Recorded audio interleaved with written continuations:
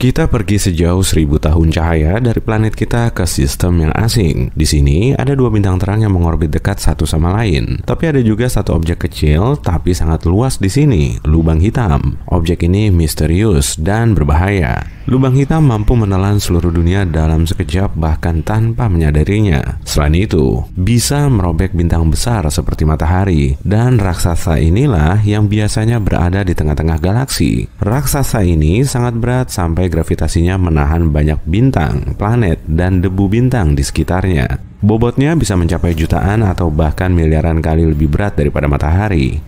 Sekarang, kamu kembali ke darat, di landasan luncur roket di bumi. Kamu hanya bisa berpikir untuk menahan napas dan melompat ke jantung mutiara hitam itu. Tapi kamu tidak perlu menahan napas, karena kamu akan mengenakan pakaian luar angkasa. Ada oksigen di dalamnya, gratis. Selain itu, kamu tidak akan sampai ke lubang hitam. Perjalanan sejauh itu dengan teknologi yang kita punya sekarang akan memakan waktu puluhan ribu tahun. Jadi, kamu kembali ke garasi tempat kamu menyimpan roket hipermu yang akan membawamu ke lubang hitam dalam sekejap. Kamu berada di samping dua bintang dan satu lubang hitam.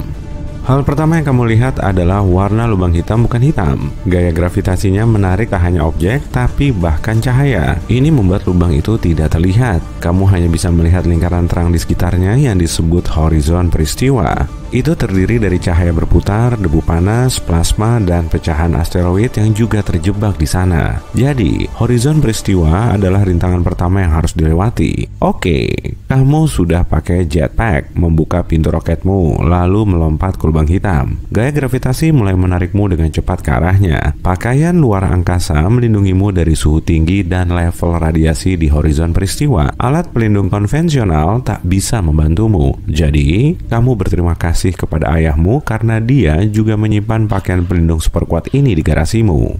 Kamu mulai merasa tubuhmu meregang tidak nyaman. Masalahnya, gravitasi meningkat semakin dekat kamu ke tengah lubang hitam. Gravitasinya jauh lebih kuat di kepalamu daripada di kakimu. Tubuhmu mulai meregang seperti spaghetti. Itu sebabnya namanya adalah spaghettifikasi. Tidak ada pakaian yang bisa melindungimu dari itu. Dan tidak ada pesawat antariksa yang bisa tahan dengan tekanan seperti itu. Ini video singkat. Oke, kembali ke momen sebelum lompatan. Kamu sadar untuk sampai di jantung lubang hitam dan selamat, kamu tidak butuh peralatan canggih, tapi lubang hitam lainnya. Ukuran dan beratnya lah yang penting di sini. Secara teori, kamu bisa selamat saat jatuh ke lubang hitam supermasif. Yang paling penting adalah luas horizon peristiwa lubang hitam itu. Saat lubangnya kecil, sekitar luas matahari, horizon peristiwa juga kecil. Lalu pinggirannya sangat dekat ke pusat gaya gravitasi yang aneh sehingga akan membuatmu seperti spaghetti dengan cepat dan brutal. Tapi jika horizon peristiwanya luas, pinggirannya akan semakin jauh dari pusat gaya gravitasi. Maka perbedaan gravitasi yang menekan di kepala dan kakimu tidak akan ada. Jika kamu punya cukup udara di pakaian luar angkasamu, kamu bisa selamat dari perjalanan itu. Jadi, kamu harus memilih lubang hitam supermasif. Coba kita lihat lubang hitam supermasif yang ada di tengah Bima Sakti. Tidak, ada terlalu banyak plasma panas dan puing di sekitarnya. Kamu butuh lubang hitam yang benar-benar terisolasi untuk lompatan seperti ini. Di ruang gelap yang membuatnya tak sempat untuk mengumpulkan puing dunia di dekatnya. Kamu dengan cepat membuka peta luar angkasamu dan menemukan lubang hitam seperti itu. Melesat lebih cepat dari cahaya. Dan kamu sampai. Ini dia, kehampaan gelap besar. Hanya ada cahaya yang menyimpang dari bintang dan galaksi jauh di horizon peristiwanya. Untuk menguji teorimu, kamu melempar maneken ke dalamnya. Maneken itu mendekati lubang hitam, perlahan sampai diam. Tapi itu hanya ilusi. Lubang hitam sangat berat sampai bisa membengkokkan ruang dan waktu. Jadi bagi pengamat, maneken itu membeku di horizon peristiwa. Padahal itu sudah lama masuk ke jantungnya. Maneken itu tidak meregang seperti kamu saat jatuh ke lubang hitam kecil. Jadi sekarang kamu melompat dengan percaya diri. Ingat, meskipun kamu merasa baik-baik saja, ini tetap perjalanan sekali jalan. Begitu ditarik lubang hitam, tidak ada yang bisa lepas dari pelukannya. Tak peduli sekuat apapun roket yang kamu punya, atau sekeras apapun kamu mengepakkan lenganmu. Sekarang, kamu ada di tepi piringan akresi. Setiap detik di sini sama dengan berminggu-minggu atau berbulan-bulan di bumi. Kamu pergi melewati waktu. Planet kita mungkin sudah punya mobil terbang dan gedung pencakar langit dengan tinggi beberapa kilometer di mana-mana. Tapi bagimu, ini baru beberapa menit. Wah, semua cahaya yang kamu lihat dari bintang berubah menjadi merah. Itu juga karena gravitasi. Cahaya yang kita lihat adalah gelombang, tapi lubang hitam meregangkannya. Panjang gelombang pendek biru menjadi panjang dan merah. Bagus, kamu sudah melewati horizon peristiwa dan kini kembali ke kehampaan hitam. Kamu menengadah dan melihat secercah cahaya. Faktanya, itu hal terakhir yang kamu lihat. Setelah itu, hanya ada kekosongan hitam. Tak ada yang tahu apa yang terjadi berikutnya. Beberapa teori mengatakan lubang hitam mungkin portal ke dimensi lain atau ke tempat lain di alam semesta. Dengan masuk ke lubang hitam di galaksi kita, kamu bisa melompati jarak ratusan ribu tahun cahaya dari rumah kita. Dalam kasus itu, kamu akan jatuh secara terbalik. Pertama, kamu melihat seberkas cahaya yang kecil tapi meluas. Lalu, cahaya bintang merah kembali menjadi biru dan dalam sekejap, kamu kembali ke horizon peristiwa. Tak lama setelah itu, kamu bebas dari tarikan lubang hitam. Tapi ilmuwan belum bisa memastikan teori ini.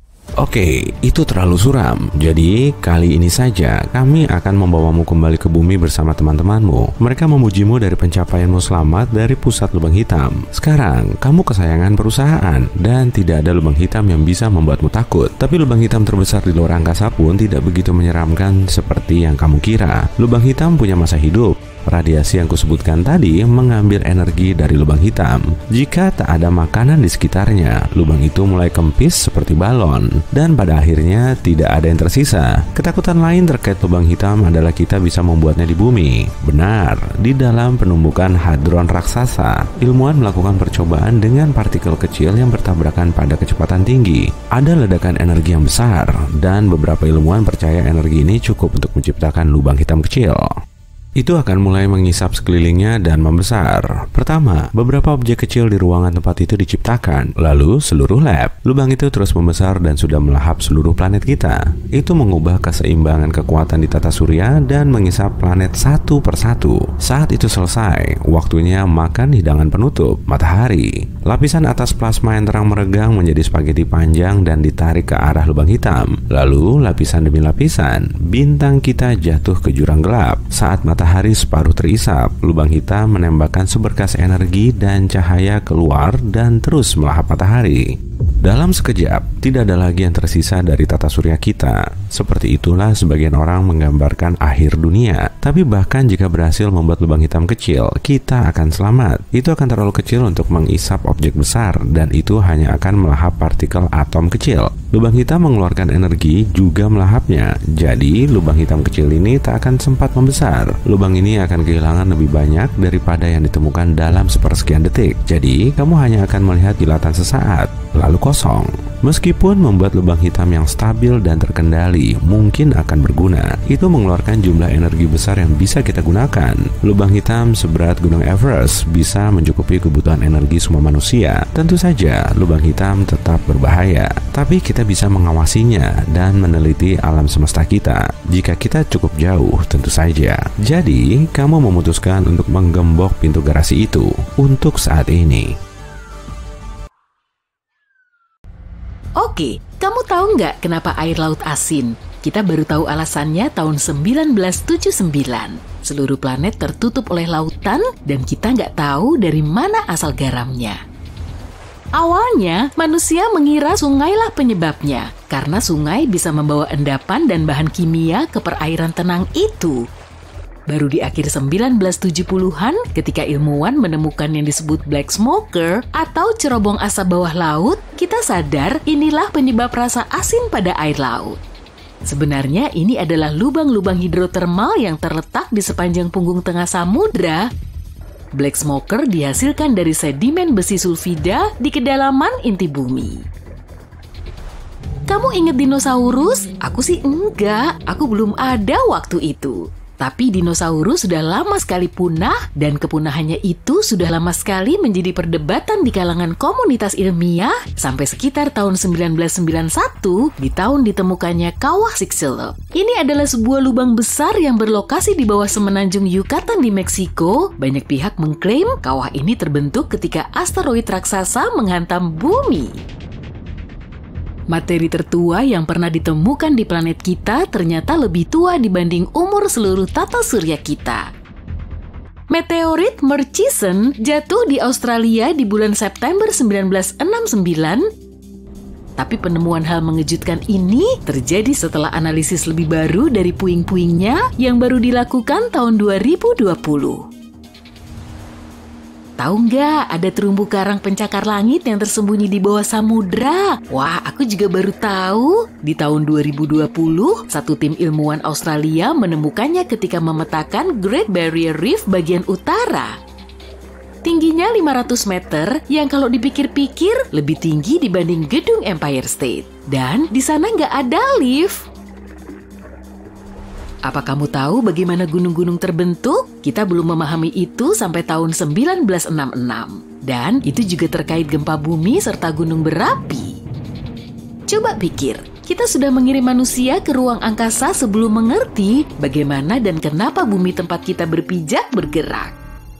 Baru di tahun 1966, seorang ilmuwan bernama J. Tuzo Wilson menerbitkan makalah dalam jurnal Nature di mana dia menjelaskan bahwa benua dan samudra terus-menerus bergerak. Dia juga menulis tentang aktivitas tektonik yang berisi hal-hal seperti gempa bumi dan bagaimana gunung-gunung muncul di permukaan bumi. Sampai tahun 2021, kita belum memetakan urutan genom manusia sepenuhnya. Konsep tentang DNA pertama kali dipresentasikan oleh ilmuwan Swiss di tahun 1869. Tapi ilmuwan masih belum paham mengenai struktur fisik DNA sampai Rosalind Franklin dan Raymond Gosling memfotonya dan menemukan bentuknya mirip dua helaian yang berpilin. Pernah penasaran apa organisme hidup terbesar di dunia? Para ilmuwan juga sudah lama penasaran sebab mereka baru menemukannya di tahun 2000. Organisme itu adalah jamur yang hidup sekitar 1 meter di bawah tanah tapi diperkirakan membentang sejauh 9 km persegi. Berlokasi di Hutan Nasional Malheur di Blue Mountains, Oregon Timur, jamur ini diberi nama jamur madu. Sampai tahun 2002, kita belum tahu apa yang berada di pusat galaksi kita Bima Sakti. Kita tahu kita berotasi mengelilingi sesuatu, tapi dibutuhkan waktu sampai abad ke-21 untuk mengetahui bahwa ini adalah lubang hitam supermasif dengan massa 4 juta kali lebih besar dari matahari kita yang terletak di area Bima Sakti bernama bintang Sagittarius A. Penemuan itu terjadi setelah kita menemukan alarm asap inframerah. Hampir nggak kebayang deh kalau aku harus bepergian jarak jauh tanpa koper beroda, tapi koper ini belum ada sampai tahun 1970. Kalau dipikir-pikir, para astronaut yang pergi ke bulan harus benar-benar menggendong bawaan mereka di dalam pesawat antariksa dong ya. Permintaan paten untuk koper beroda Amerika Serikat dikabulkan tahun 1972, tapi terus terang, koper-koper beroda pertama belum begitu bisa diandalkan. Produk ini bermasalah, bergoyang-goyang dan jungkir balik sebab koper besar dipasang di atas bagian dasar beroda sempit. Jika kamu melihat foto-foto bintang film tahun 1940-an, akan tampak rambut mereka rapi dan disisir ke belakang. Tahu nggak, berdasarkan penemuan terkini, orang Mesir kuno pun memakai bahan pembentuk rambut. Tapi kalau kamu pikir mereka pakai gel rambut, kamu salah. Sebab gel rambut baru ditemukan tahun 1960-an. Yang dipakai orang untuk menata rambut di tahun 1940-an disebut Brylcreem yang kekentalannya lebih mirip lilin dan ditemukan di tahun 1929. Gel rambut seperti yang kita kenal sekarang muncul agak lebih lambat dan ditemukan oleh seorang pria bernama Louis Montoya. Produk ini segera menjadi tren sebab nggak terlalu berminyak seperti produk-produk sebelumnya. Oke, mari bahas tentang kamar kecil. Di masa Romawi kuno, orang memakai semacam alat pengusap, tapi itu berupa tongkat dengan spons di bagian atasnya. Lembaran kertas yang diberi pewangi dengan tujuan yang sama tampaknya telah tercatat di Cina di tahun 589 Masehi. Tapi di Amerika Serikat, medicated paper for the water closet atau kertas tisu untuk kloset air dipasarkan di tahun 1850-an. Varian tisu toilet lembut dan nyaman baru diperdagangkan di tahun 1930-an dengan bonus sama sekali bebas serpihan. Dan kurasa kita semua harus mengapresiasi ini.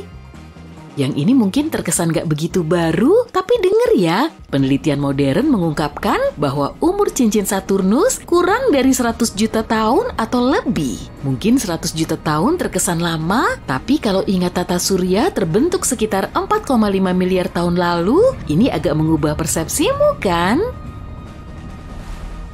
Ada spesies hiu di bumi yang telah hidup di perairan kita 4 kali lebih tua dibanding cincin Saturnus. Kita mengetahui ini dengan menggunakan data terkini tentang massa cincin Saturnus dan perbandingan debu dan airnya. Dengan makin banyaknya kita beralih ke e-commerce hari ini, sulit memandang supermarket tradisional sebagai penemuan revolusioner. Kita juga belum memiliki supermarket selama yang kamu kira. Apa kamu tahu bagaimana supermarket pertama muncul? Di tahun 1916, pemilik toko bernama Clarence Saunders butuh solusi agar pekerjaannya tidak terlalu merepotkan. Karena waktu itu, berbelanja berarti dia harus mengambil semua produk dari lorong dan bahkan mengantarkannya kepada pembeli. Maka dia berpikir tentang tata letak toko baru dengan tempat masuk pintu putar. Orang bisa melihat-lihat toko dalam satu arah dan dia juga memastikan mereka melewati semua produk yang tersedia. Pembeli bisa memilih barang sendiri dan harus membawa pulang belanjaan mereka. Pemilik toko itu bisa menurunkan harga dengan efisiensi yang meningkat karena bisnisnya butuh lebih sedikit orang. Apa kamu tahu kalau di Amerika Serikat masih ada negara bagian di mana memakai sabuk pengaman gak diwajibkan? Secara historis, memakai sabuk pengaman bersifat sukarela, tapi masyarakat tetaplah masyarakat, dan keselamatan harus ditegakkan. New York adalah negara bagian pertama yang mengesahkan undang-undang yang mengharuskan pemakaian sabuk pengaman saat berkendara, tapi baru sejak tanggal 1 Desember 1984. Tetap saja, sampai saat ini di New Hampshire belum ada undang-undang tentang hal ini. Alat pembuka kaleng modern dengan roda berputar pertama kali diperkenalkan ke pasar tahun 1870. Mungkin itu nggak luar biasa, tapi kayaknya aneh mengingat saat itu makanan kaleng sudah tersedia selama beberapa dekade. Sebelum penemuan ini, kita biasanya membolongi bagian atas kaleng di dekat tepi luar dengan tatah dan palu. Kamu jadi bisa dapat makanan sekaligus olahraga. Apa kamu tahu bahwa standar waktu baru disahkan secara hukum di tahun 1880? Sistem yang sekarang kita pakai, GMT atau Greenwich Mean Time, bahkan lebih lambat menjadi praktik umum di kebanyakan negara, yaitu sekitar akhir tahun 1920-an. Kita biasa memperkirakan jam dengan melihat posisi matahari di langit. Lalu, kita berevolusi dengan menggunakan jam, tapi jam juga masih tergantung pada posisi matahari di kota atau desa tertentu. Itu berarti, waktu bisa agak berbeda antara dua masyarakat yang bertetangga. Dan bagi kita ini bukan masalah besar sampai ditemukannya kereta api. Ketika mulai bepergian lebih cepat dan menempuh jarak yang lebih jauh, kita harus menemukan cara untuk tahu kapan sebuah kereta akan berangkat dan sampai di tempat tujuan tertentu. Ini bisa membantu semua musafir di berbagai lokasi dan memang ini masalah waktu.